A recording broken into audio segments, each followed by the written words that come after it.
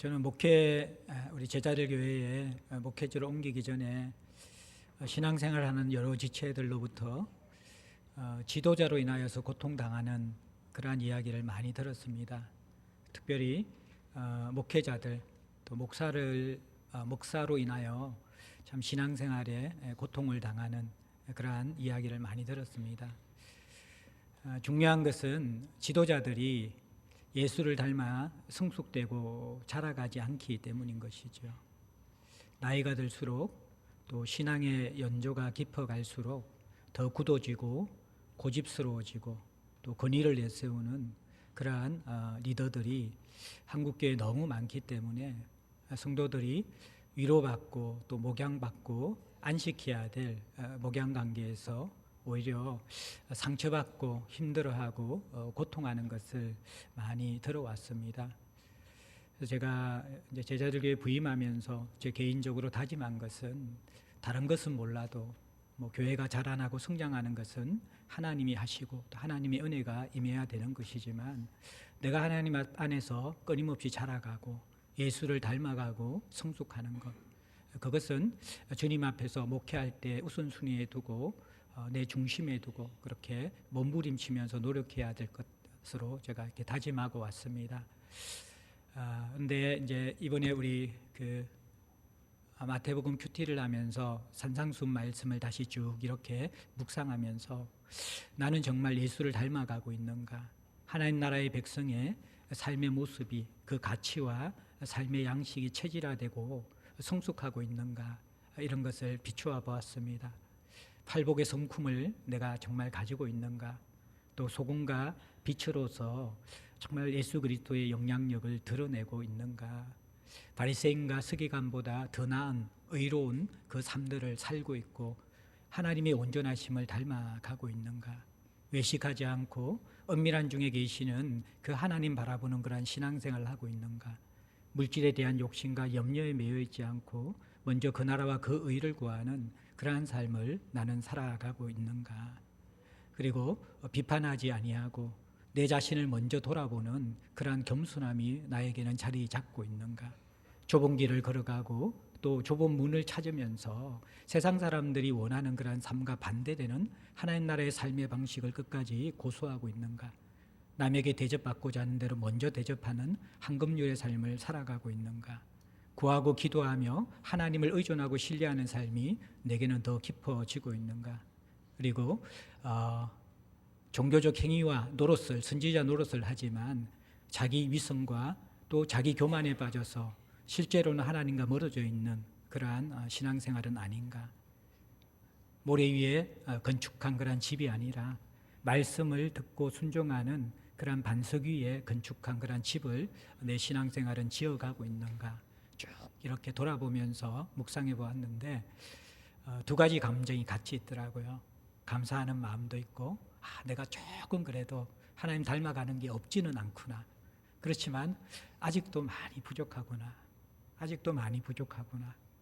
끊임없이 자라가야 하는구나. 그러한 마음을 가지고 있습니다. 사랑하는 성도 여러분들, 여러분들은 어떻습니까? 시간이 지나면 지나갈수록 제가 늘 이야기하지만 우리 한국교회 신앙을 돌아보는 것, 또 그 문제를 돌아보는 것 반드시 해야 되고 또 우리 제자들 공동체가 건강하게 자라가고 성숙하는 것 우리가 기도해야 되고 중심을 두어야 하는데 그 첫 출발점은 내가 하나님 안에서 자라가고 있는가? 내가 하나님 안에서 성숙해 가고 있는가? 내 삶의 체질이 하나님 안에서 점점 예수 닮은 자로 변화되어 가고 있는가? 이 부분은 우리가 가장 우선적으로 돌아봐야 되고 우리의 삶을 세워야 하는 부분들입니다. 이제 사도행전의 긴 여정을 마치고 여러분과 함께 야고보서를 다루려고 합니다. 야고보서는 이신칭의를 주장했던 종교개혁자들, 특별히 마틴 루터는 이 서신을 지푸라기 서신이라 그렇게 이야기했습니다. 은혜의 복음이 찬란하게 빛나는 그러한 성경책 가운데서 그것과 비교할 때는 지푸라기와 같은 어떻게 보면 가치가 없는 서신. 왜냐 그러면 믿음이 아닌 행함을 강조하는 것 같고 또 어떻게 보면 이신득이, 이신칭의의 교리를 통하여서 복음의 은혜를 누리는 자들에게 부담을 주고 불편함을 주는 서신처럼 느껴지기 때문이죠. 우리가 야고보서를 보아야 된 이유는 우리 신앙생활에 때로는 위로되고 격려되는 말씀도 필요하지만 정말 필요한 말씀은 우리의 삶에 불편함을 주는 말씀일 때가 더 많이 있습니다. 내 삶을 불편하게 하고 내 삶을 힘들게 하는 그 말씀이 실제로는 우리에게 부딪히면서 우리 인생을 변화시켜 나가는 것이죠. 우리가 이 야고보서를 얼마나 다룰지 모르겠어요. 제가 일단 5, 6개월 정도 좀 생각하고 있는데 이 야고보서 말씀을 우리가 좀 묵상해 보았으면 좋겠어요.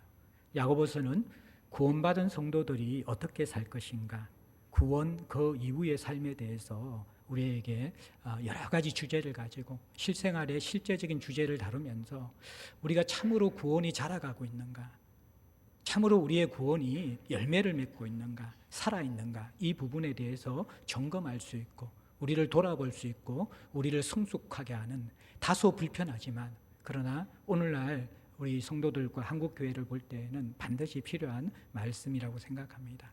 또 이 야고보서를 통해서 우리가 하나님의 빛 앞에서 우리의 벌거벗은 모습, 우리의 존재의 민낯을 드러내는 용기를 가지고, 그렇지만 또 아픈 만큼 성숙해질 수 있고 예수를 닮아갈 수 있고 다시 우리 속에서 영적인 성숙에 대한 몸부림과 갈망들이 일어날 수 있는 그러한 기회로 하나님이 사용해 주시기를 간절히 소망합니다.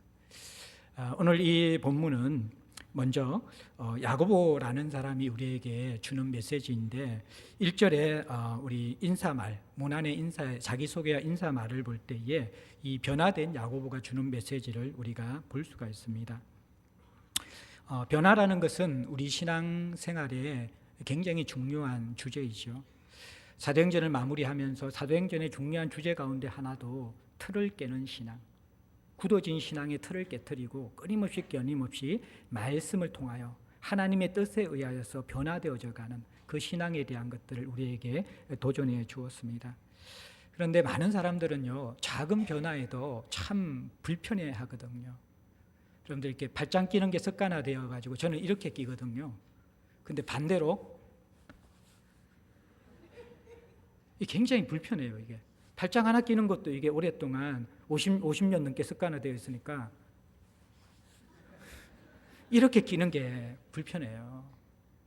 삶의 작은 이 하나의 변화도 불편한데 우리가 영적으로 오랫동안 습관화된 변화, 이 틀을 깨는 것들은 약간 쉬운 것이 아닙니다.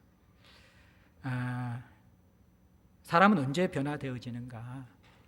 특별히 이 영적인 삶의 변화는요, 성령께서 말씀을 사용하셔서 우리 인생에 들어오실 때 변화가 되어지고요.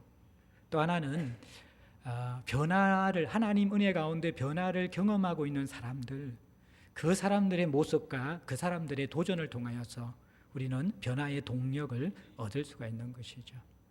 근데 이 야고보서는 오늘 이 1절에 나오는 이 구절 자체가 얼마나 자신이 예수 안에서 변화된 사람인가를 우리에게 보여주는 그런 충격적인 내용이 자기소개에 담겨져 있다라는 것입니다. 이 변화된 야고보가 말씀을 통하여 성령으로 우리에게 도전하는 책이 야고보서이기 때문에 우리 야고보서는 충분히 우리에게 변화의 동력이 될 수 있는 것입니다. 성경에는 야고보가 4명이 등장하거든요. 요한의 형제 세베대의 아들 야고보, 그 다음에 알페오의 아들 작은 야고보, 이 12제자 중에 야고보라는 이름이 2개 등장하고, 또 12제자 중에 아버지 야고보가 있습니다. 가룟 유다가 아닌 다른 유다의 아버지 가운데 이름이 야고보라는 사람이 있습니다. 근데 이 세 야고보는 대부분 성경학자들이 야고보서의 저자로 이렇게 보지 않습니다. 종교개혁자 켈빈은 알페오의 아들 야고보가 야고보서의 저자다 그렇게 주장하지만 오늘날 대부분 성경학자들은 이 견해를 따르지 않습니다. 야고보서의 저자를 우리는 예수님의 친동생 야고보, 혈육동생 야고보, 이 사람이 바로 이 서신의 저자로 우리는 생각하고 있습니다. 이 예수님의 친동생 야고보는요, 예수님 살아 계셨을 때에 이 땅에서 공생의 사역을 감당하고 계셨을 때에는 예수님을 믿지 않았던 사람입니다. 불신자였습니다. 그런데 이 야고보가 어떻게 동생 야고보가 회심하게 되냐 그러면 고린도후서 15장 7절에 보면요. 예수님께서 십자가에서 죽으시고 부활하신 다음에 40일 동안 이 땅에서 부활한 가운데서 나타나셨습니다. 12제자들에게 나타나셨고 만삭되지 못한 바울과 같은 자의 게바와 바울에게도 나타나셨고 그 다음에 예수님의 친동생 혈육이었던 야고보에게도 나타나셨고 그리고 일시에 500여 형제에게도 나타나시면서 부활한 이후에 사람들을 찾아오셨습니다. 근데 이 부활한 예수 그리스도를 만나고 나서 친동생인 야고보가 회심을 하게 되는 것이죠. 그리고 회심하고 난 다음에 사도행전 1장에 마가 오순절 다락방에서 마가의 다락방에서 120명의 성도들이 모여서 간절히 기도하는데 거기에 보면 예수의 어머니 마리아와 그리고 예수의 아우들 이 야고보를 포함한 예수의 아우들 형제들이 함께 거기에 모여서 기도에 힘써서 성령의 강림을 경험한 것을 우리가 알 수 있습니다. 그 다음 이 야고보는 점점 신앙이 자라가고 경고의 짐을 통하여서 베드로와 함께 버금가는 초대 교회의 기둥과 같은 지도자가 되어졌고 그리고 특별히 이 모교회와 같은 예루살렘 교회의 최고 리더십, 최고 지도자가 바로 야고보였습니다. 그래서 바울이 이방인들의 구원을 얻는 데에 할례를 받아야 되는가 받지 말아야 되는가 이러한 문제를 논의하게 되어질 때 그 예루살렘 공회의 의장 역할을 한 것이 바로 야고보였습니다. 이 변화된 야고보가 이제 이 서신을 쓰면서 자기소개를 하는데요. 1절에 보면 하나님과 주 예수 그리스도의 종 야고보는 그렇게 이야기합니다. 여기에서 이제 중요한 게 자신을 종으로 소개한다라는 것입니다. 자기소개는 다른 사람이 자신에 대한 첫 인상을 가지기 때문에 자기를 좀 부각시키고 싶고 또 사람들에게 강하게 각인시키고 싶은 그런 마음이 있잖아요. 이렇게 소개하는 게 훨씬 좋잖아요. 예수님의 친동생, 혈육동생 야고보는 아니면 이 야고보의 별명이 의인이었거든요. 의인 야고보는 아니면 초대교회의 기둥과 같았던 야고보는 이게 자기소개하는데 참 좋은 표현이잖아요. 그런데 이 야고보가 자신을 종이라고 소개합니다. 누구의 종? 예수의 종이라고 소개하는 거예요. 자기 형님의 종이라고 소개하는 것이죠. 예수가 조폭은 아니시잖아요. 그죠? 예? 이 동생을 막 두드려 패가지고 종으로 만든 것은 아닌데 야고보가 스스로 자신을 종으로 소개하는 것이죠. 이게 굉장히 충격적인 표현이죠. 같은 혈육의 형제인데 어떻게 자신이 예수의 종이라고 그렇게 소개하는가? 그 이유는 뭐냐 그러면요. 하나님과 주 예수 그리스도의 종. 자, 여기 보면요. 하나님과 예수를 동격으로 놓고 있어요. 자신의 진영을 지금 하나님과 동격으로 놓고 있다라는 거예요. 그래서 그냥 혈육의 형이었던 예수로만 알았는데 예수를 칭하는 칭호가 두 가지가 앞뒤로 붙잖아요. 어떻게 붙습니까?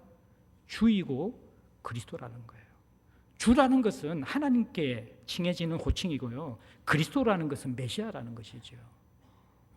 이 야고보가 부활한 예수를 만나고 나서 육신의 형인 예수에 대한 인식이 완전히 바뀌어진 것이죠.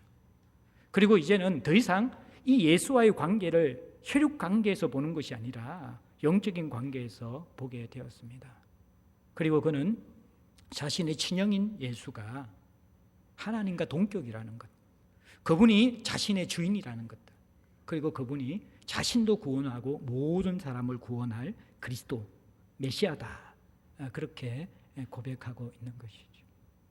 근데 사실 가장 가까운 사람을 변화시키는 것이 가장 힘든 것이죠. 근데 가장 가까운 형을 이 형을 하나님으로 보는 것, 그리스도로 인식하는 것, 자신의 주인으로 인식하고 자신은 종으로 생각하는 것. 사실 이것은 어마어마한 변화가 일어난 것이죠. 어마어마한 변화가 일어난 것이죠. 야고보는 하나님의 아들, 메시아, 구원자를 그 인생에서 정말 만나고 회심하게 된 것이죠. 그래서 자신을 예수 그리스도의 종이다 그렇게 소개하고 있는 것이죠. 우리가 예수를 정말 만나서 변화되게 되면요, 예수로 채워졌기 때문에 예수 아닌 다른 것으로 자신을 채우려고 하지 않고요, 예수보다 다른 것으로 자신을 소개하는 것, 그것 별로 좋아하지 않는다라는 것입니다. 교회는 다니지만 예수 만나 회심하지 않는 사람들의 중요한 특징 가운데 하나는요, 자기를 소개하고 자기를 드러내는데 너무 민감하다라는 것입니다. 자신이 세상의 중심이 되어야 해요. 자신이 많은 사람들의 스포트라이트를 받아야만 합니다. 자신이 드러날 때 안정감을 느끼고 기쁨을 느낍니다. 그런데 진짜 예수를 만난 사람들, 예수로 채워진 사람들은요, 자기 자신을 감추고 싶어 합니다. 부끄러워서가 아니라 건강한 자존감이 있고 정말 자기 자신에 대한 건강한 자신감이 있지만, 그러나 굳이 자신의 인간적인 요소들과 됨됨이를 사람들에게 대놓고 드러내는 것, 그거 부담스러워하는 것입니다. 저희 교회는 참 이런 부분에 대해서 말씀 속에서 세상의 가치와 다르게 자신을 드러내거나 사람을 평가할 때에 예수와 연관되어진 성도, 형제, 자매, 그것 외에 다른 것이 그 사람에게 더 부각되어지고 더 인식되는 것, 그 부분에 대해서 불편해하고 그것이 좀 옳지 않다라는 그런 생각들을 오랫동안 가지고 있었습니다. 저는 이 건강한 유산들은 계속 지켜져야 된다고 생각되어져요. 저희 교회에서 세상에서 어떤 직분을 가지고 있든지, 어떤 일을 하고 있든지, 그 사람이 어떤 영향력을 발휘하고 있든지, 그러나 교회 안에서는 모든 사람들이 형제가 되어야 됩니다. 지체가 되어져야 되는 것이죠.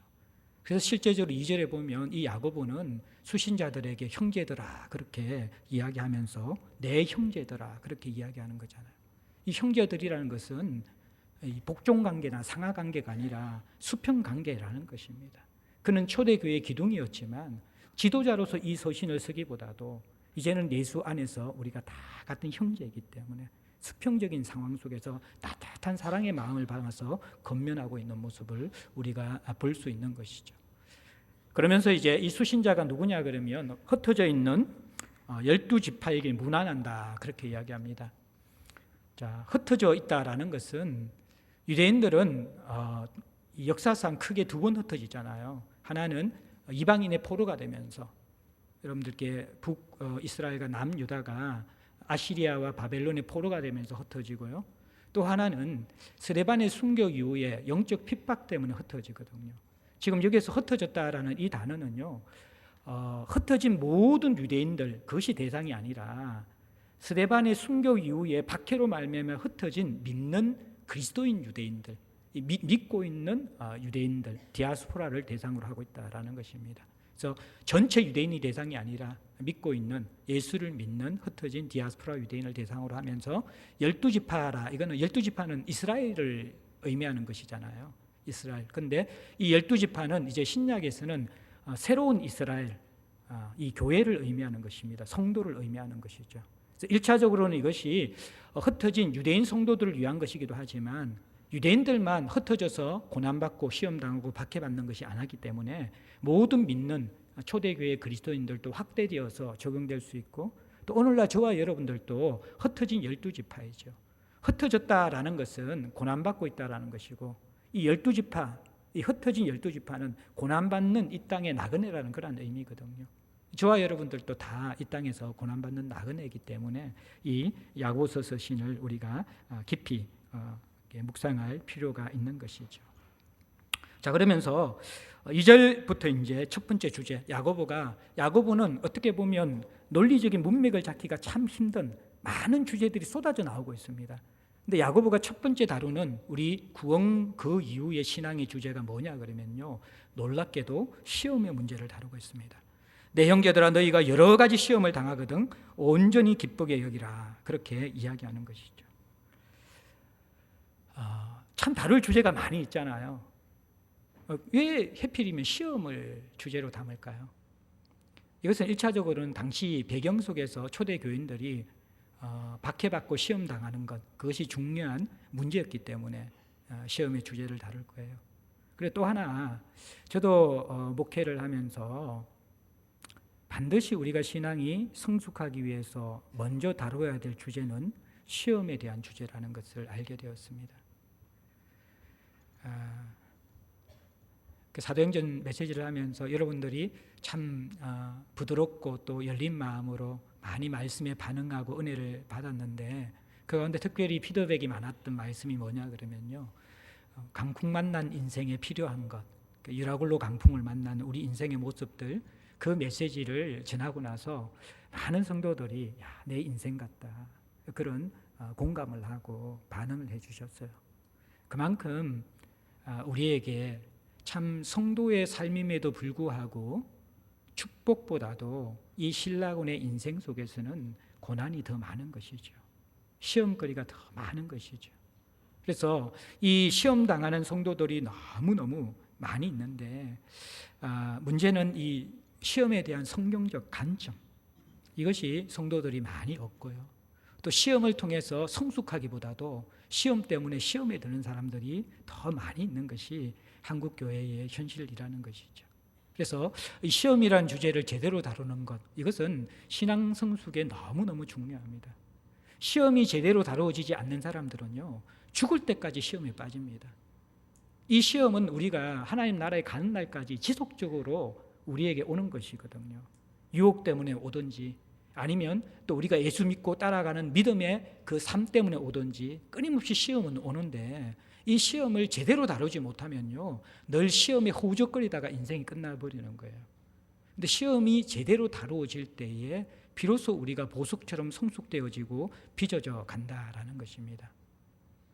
시험은 우리를 더 병들게 하고 또 우리를 더 흉측스럽게 만들 수 있는 것이기도 하지만, 시험은 더 우리를 정결하게 하고 맑게 하고 빛나게 할 수도 있는 것이거든요. 그래서 이 시험의 문제는 매우 중요한 것입니다. 시험 당하는 것이 중요한 것이 아니라 정말 시험을 어떻게 대처하는가를 배워야 되는 것이 중요하거든요. 시험 당하는 성도들이 두 가지 모습이 있을 수 있거든요. 하나는 폭풍우 속에서 허덕거리는 모습. 대부분 우리가 시험에 빠지게 되어질 때에 이 영혼의 중심을 잃어버리고 표류하게 되어지고, 폭풍우를 만나서 정말 두려움과 걱정과 공포에 질려서 허덕거리는 모습, 이게 한 가지의 모습이라 그러면요. 또 시험을 어떻게 당하는 사람이냐 그러면요, 큰 파도가 이렇게 치는데 그 파도 속에서 여러분들 파도 타기 하는 사람 보셨습니까? 그 사람들은 조금 이 파도 타기에 익숙해지면 나중에 어떻게 되어집니까? 작은 파도는 시시해서 그것은 그냥 씩씩씩 타고요, 정말 그들이 기다리는 것은 큰 파도를 기다리죠. 왜입니까? 그 큰 파도를 탈 때에 더 이 스릴을 맛볼 수 있고 즐길 수 있고, 그 정점에서 더 오랫동안 파도 타기를 할 수 있기 때문이죠. 마찬가지입니다. 우리가 이 시험의 문제가 제대로 다루어지면요, 폭풍우 속에서 허덕이는 그러한 인생들이 하나님이 조종하시는 파도 타기를 하는 것 같은 인생으로 변화될 수 있는 것이죠. 파도가 없는 그러한 인생은 없습니다. 여러분들, 개인도 시험 당하고요, 또 교회도 시험 당해요. 공동체도 시험 당합니다. 시험은 끊임없이 이어지기 때문에 이 시험의 주제를 먼저 제대로 다루는 것이 너무너무 중요합니다. 그런데 이 야고보가 이 시험의 주제를 다루면서요, 이 시험의 주제는요, 무엇이 필요하냐 그러면요, 깊은 공감과 사랑의 마음으로 다루어야 돼요. 이게 정말 중요하거든요. 이 야고보가 오늘 2절에서 너희가 여러 가지 시험을 당하거든 온전히 기쁘게 여기라. 여기에서 저는 이 말씀을 원어적으로 이렇게 묵상하면서 야고보가 시험을 깊이 이해하면서 공감하는 마음으로 시험을 다루고 있다는 것을 깨닫게 되었어요. 오늘날 목회자들이나 신앙생활 오래 한 사람들이 시험을 다루는 데 있어서 사람들을 위로하기보다도 상처를 주는 이유는 시험에 대한, 인간에 대한 근본적인 이해와 공감들이 떨어진 가운데서 수학 공식과 같은, 영어 단어와 같은 그러한 어떻게 보면 종교적인 답변만 계속해서 내어주기 때문에 사람들의 마음이 더 상하게 되어지고 다치게 되어지고, 웬만해서는 혼자 기도하지 그것 가지고 목회자와 상담하거나 그것 가지고 성도들에게 오픈하는 것, 그것이 두려운 시대가 되어진 것이죠. 자기 상태가 좋고 신앙생활 잘하고 자기의 어떤 힘이 있을 때는 교회 열심히 생기고 좋은 관계 유지하다가 시험 당하게 되어지고 어려워지고 정말 힘들게 되어지면요, 그때 공동체의 건강성과 리더십의 건강성과 지체들의 건강성이 드러나게 되어져 있거든요. 그때 우리가 위로받을 수 있는 지체가 있고 공감해 줄 수 있는 지도자가 있고 다독여 줄 수 있는 공동체가 있다 그러면요, 그 공동체는 성숙한 공동체죠. 근데 참 인간들은 자기중심적이고요, 이 시험의 문제, 사람들이 고난당하는 문제를 바라보면서 위로하기보다도 바른말 하기를 좋아하고 정죄하기를 좋아하는 그러한 경우가 훨씬 더 많이 있다라는 것입니다. 또 오늘 야고보가 어떻게 이야기하냐 그러면, 내 형제들아 너희가 여러 가지 시험을 당하거든, 이렇게 출발합니다. 시험이 한두 가지가 아니라는 것입니다. 엄청난 종류의 시험이 우리 인생에 다가올 수 있다는 것입니다. 누구에게요? 형제들아, 믿는 자들에게, 자신과 똑같은 믿음을 가진 자들에게, 예수를 사랑하는 자들에게, 회심한 자들에게, 그 나라와 그 의를 구하는 자들에게 여러 가지 시험이 올 수 있다는 것입니다. 우리는 예수 믿으면 축복받는다라는 그 신학이 더 우선적으로 자리 잡고 있어요. 물론 결론적으로는 예수 믿으면 축복받습니다. 근데 그 축복은요, 시험과 시련을 통과한 가운데 우리가 예수를 닮아가면서 축복이 되는 것이지, 예수 믿는다고 축복의 박넝쿨이 그냥 뚝뚝뚝뚝 우리 인생에 던져지는 경우는 매우 드물다라는 것입니다. 그리고 또 한국교회 성도들의 잘못된 생각은 뭐냐 그러면요, 뭔가 시험 당하고 고난 당하면요 믿음에 문제가 있고 하나님께서 저 인생을 뭔가 이렇게 가르쳐 줄 게 있어서 그렇게 한다라는 그러한 이 잘못된 의식들을 많이 가지고 있다라는 것입니다. 근데 야고보는 내 형제들아, 너희들에게 여러 가지 시험이 있다라는 것입니다.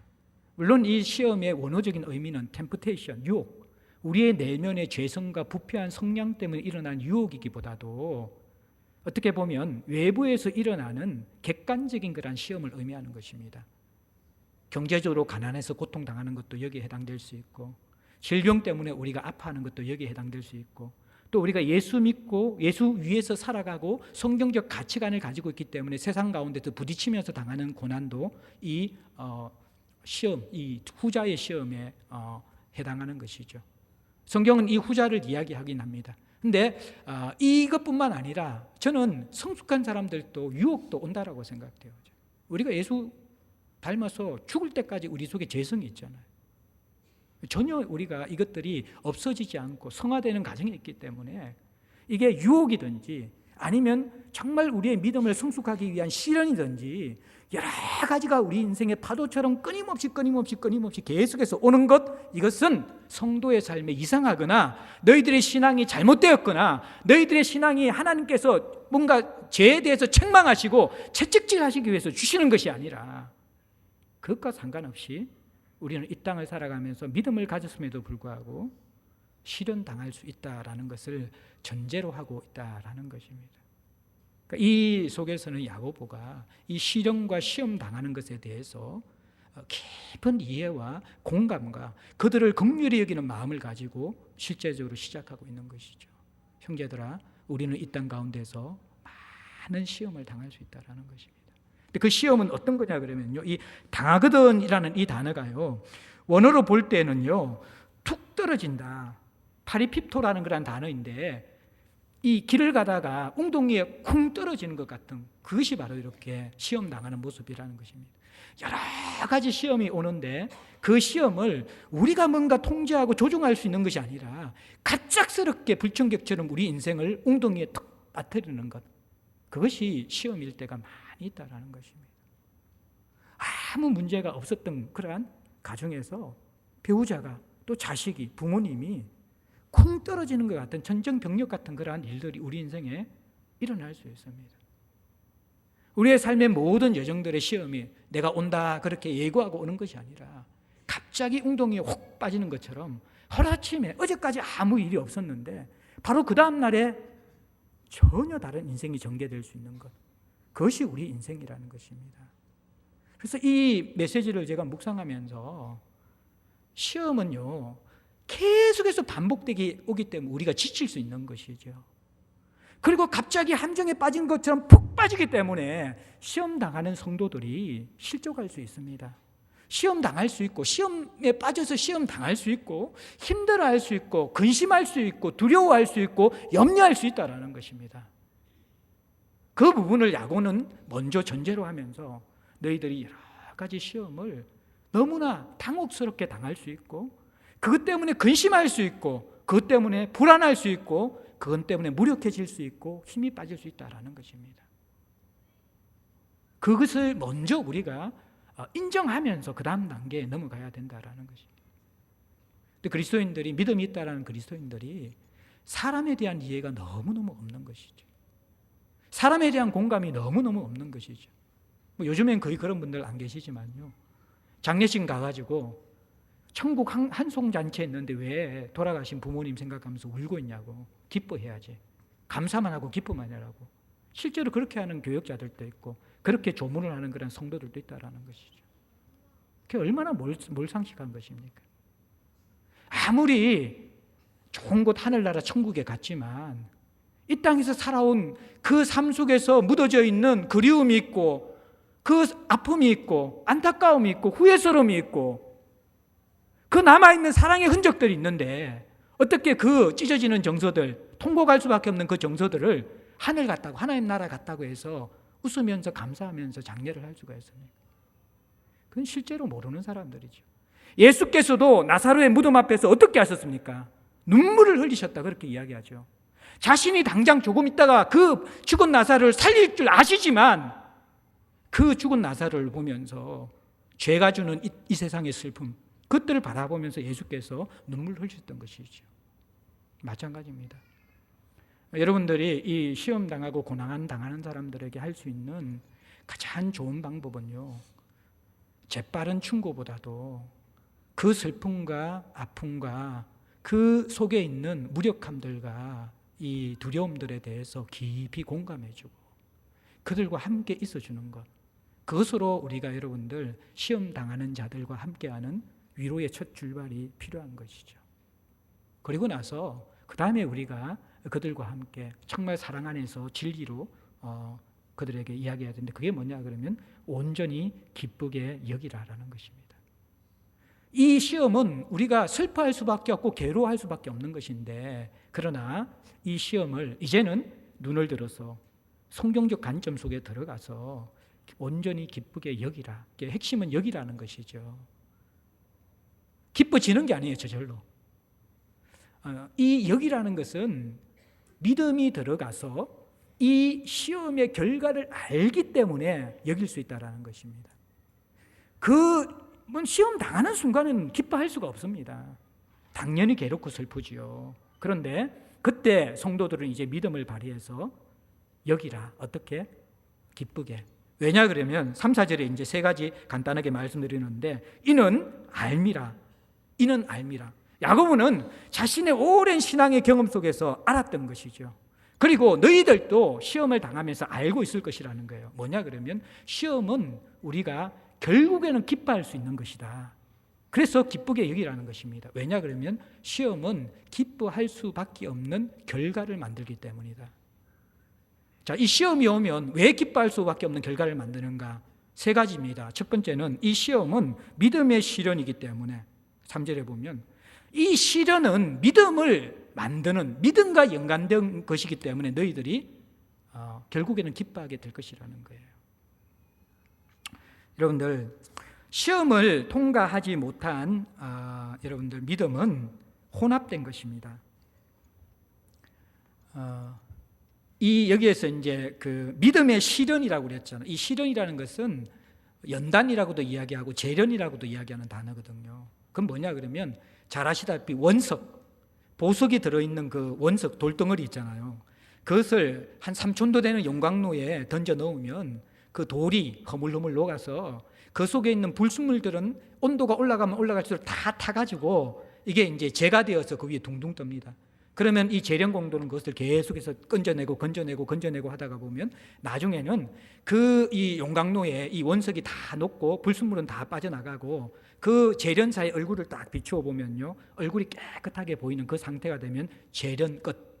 그건 뭐냐 그러면요, 바로 우리의 믿음은 이 상황을 통하여서, 시련을 통하여서 재련되어지면서 진짜 믿음, 참된 믿음이 된다라는 것입니다.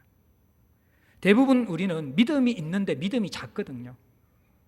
제가 금요 예배 때 마태복음 가지고 설교했지만, 지난주에 설교했지만, 갈릴리 바다에서 폭풍 막는 제자들에게 예수님께서 믿음이 작은 자들아 그렇게 책망하시거든요. 믿음이 없는 것이 아니라 믿음이 작다라는 거예요. 무엇보다도 환경보다 작은 거예요. 믿음이 있는데 환경보다 믿음이 작은 거예요. 바다 물결보다 믿음이 작은 거예요. 질병보다 믿음이 작은 거예요. 우리의 물질보다 믿음이 작은 거예요.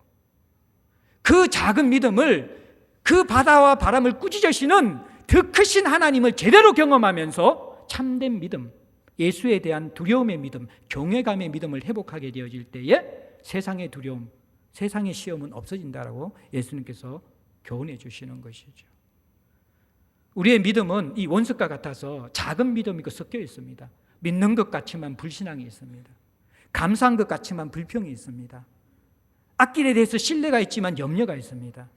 항상 우리의 믿음은 하나로 온전하게 이렇게 깨끗하게 이게 재련된 믿음이 아니라, 믿는다고 하지만 우리 대부분은 원석처럼 불순물이 많이 섞여져 있는 믿음이라는 것이죠. 그런데 이 시련은 원석을 보석으로 만들기 때문에 너희들이 이제 정말 하나님을 제대로 아는, 불순물이 빠져나가고 너희들의 재성이 빠져나가고 너희들의 부패함이 빠져나가고 시련과 시험을 당하면 당할수록 그 속에서 하나님을 만나서 그 시련, 믿음이 재련되어져서 빛나게 되는 참된 믿음이 되기 때문에 기뻐하라, 그렇게 이야기하고 있는 것입니다. 그러면 왜 이 참된 믿음이 되는 것이 기뻐지는가? 참된 믿음은 그 다음에 뭘 주냐 그러면요, 그 믿음의 시련이 인내를 만들어낸다라는 거예요. 이 인내라는 것은 뭐냐 그러면, 무거운 것을 우리가 이게 들고 있는데 이것을 오랫동안 이렇게 버티면서 이 지탱할 수 있는 힘을 바로 인내라고 이야기합니다. 여러분들 인생의 짐들이, 시험이 가볍습니까? 잠시입니까? 굉장히 오랫동안 이것이 우리를 짓누르는 것입니다. 그런데 굉장히 오랫동안 짓누르는 인생의 무거움들을 골로새서에 보면 바울이 이런 기도하잖아요. 그 하나님께서 주신 그 영광의 힘이 우리에게 있을 때 어떻게 되냐면요, 기쁨으로 오래 참고 견디는 것이 열매라는 것이죠. 그러니까 환경은 안 바뀌는데 그 짓누르는 고통 가운데서 인내할 수 있고 오래 참을 수 있고, 그런데 억지로가 아니라 기쁨으로 참을 수 있는 것, 그것이 바로 여러분들 인내라는 것입니다. 여러분들 어린아이가 50kg 역기 들고 있으면 어떻게 되겠어요? 부들부들 떨면서 금방 주지 않겠죠. 그런데 150kg, 200kg 이 근력을 가진 거라 역도 선수가 50kg 역도 딱 들면 어떻겠습니까? 끄떡없죠. 그런데 우리 인생의 믿음이 바로 이런 역할을 한다라는 것입니다. 아이들의 특징은 뭐냐 그러면요, 인내심이 없는 거예요. 인내심이 없는 것은 믿음이 연단되지 않은 것입니다. 참된 믿음이 없는 사람의 신앙생활의 특징은 뭐냐 그러면요, 어린아이처럼 조변석해야 합니다. 여러분들 명절 같은 데 이럴 때 마트 가면 우리가 항상 자주 보는 모습이 뭡니까? 장난감 그 이제 코너 앞에 아이들 들어 누워 있는 모습 보잖아요. 참 난감하죠. 아이들의 특징은 뭐냐 그러면요, 자기가 요구하는 거 딱 하나 생기면 부모의 사정, 그거는 신경 안 씁니다. 그거 줄 때까지 버팅기고 있는 것이죠. 인내심이 없는 것이죠. 다음에 사줄게. 물론 늘 약속을 어기는 부모의 그런 게 책임도 있겠지만 아이들이 안 믿죠. 다음은 안 온다. 그러니까 우리 신앙생활이 꼭 그렇다라는 거예요. 하나님의 타이밍을 우리는 못 기다려요. 인내심이 바닥이 나는 것이죠. 근데 여러분들, 우리가 이 참된 믿음을 가지는 사람의 특징은 뭐냐 그러면요, 오랫동안 견딜 수 있는 그 믿음이, 이 영적 근육이 생기게 되어집니다. 그렇게 되어지면 마지막으로 여러분들, 4절에 보면 인내를 온전히 이루라. 이는 너희로 온전하고 구비하여 조금도 부족함이 없게 하랍니다. 자, 여기에 보면요, 온전하고 구비한다. 이 온전하다는 것은 여러분들 시간적으로 언제나 이런 뜻이고요, 구비하다는 것은 공간적으로 어디서나 그러한 뜻이에요. 자, 이게 믿음이 우리가 제대로 길러지면 시련을 통해서, 시험을 통해서 신앙생활과 이 신라곤의 세상에서 가장 필요한 인격적인 자질인 인내가 길러져요. 그 인내를 온전히 이루면서 신앙생활을 하면 그 다음에 어떻게 되냐 그러면요, 언제 어디서나 성숙한 모습이 우리에게 자리 잡게 되어져요. 예수 닮은 모습. 그게 온전하고 구비된다라는 것입니다. 물론 이것은 이 세상에서 완성되는 것은 아닙니다. 예수께서 다시 오실 때 완성되게 될 겁니다. 그러나 이 땅에서 우리가 점점 자라가는 모습을 분명히 보게 될 것입니다.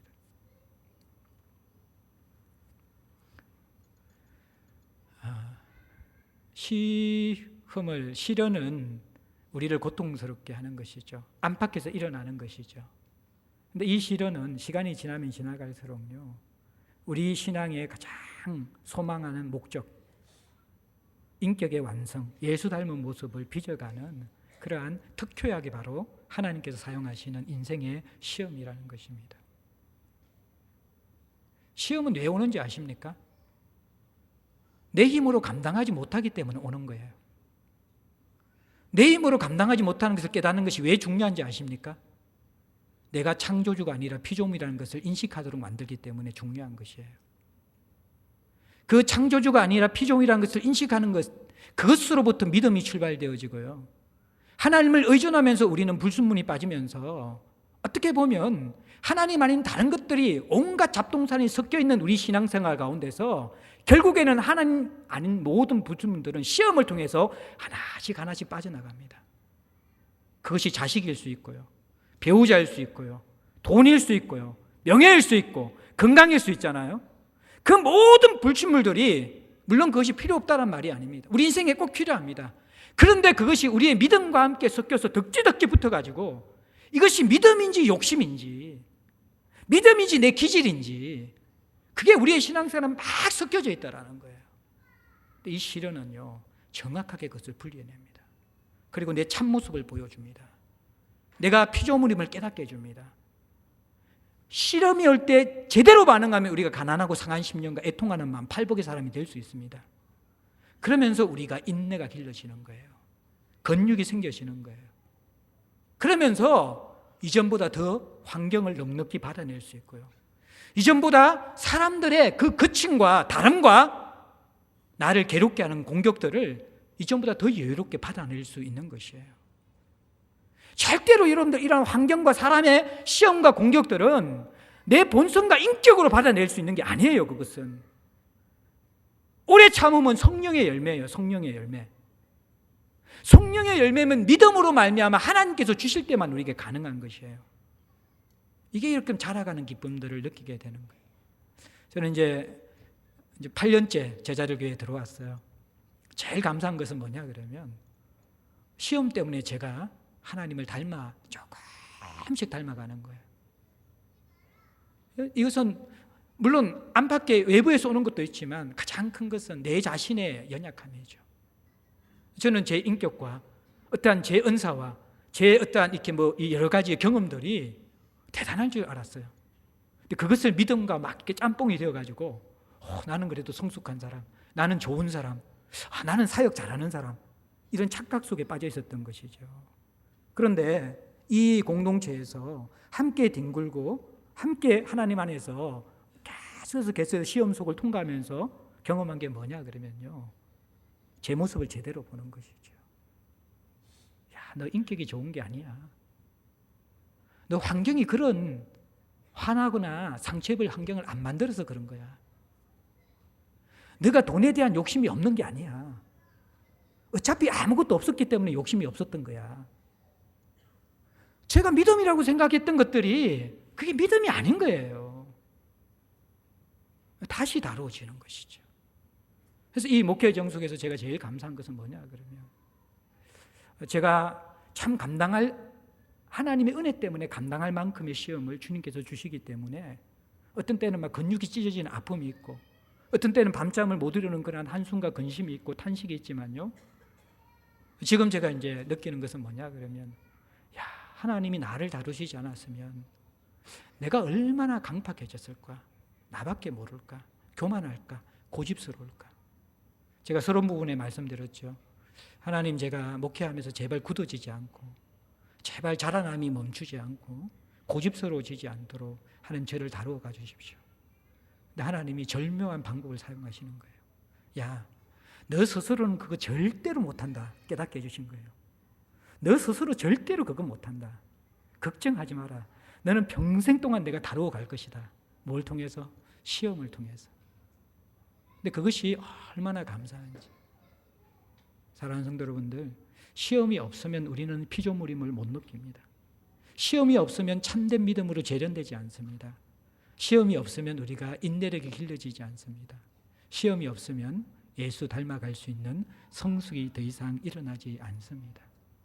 야고보가 시험을 첫 주제로 다룬 중요한 이유를 묵상하면서 저는 깊이 공감되었습니다.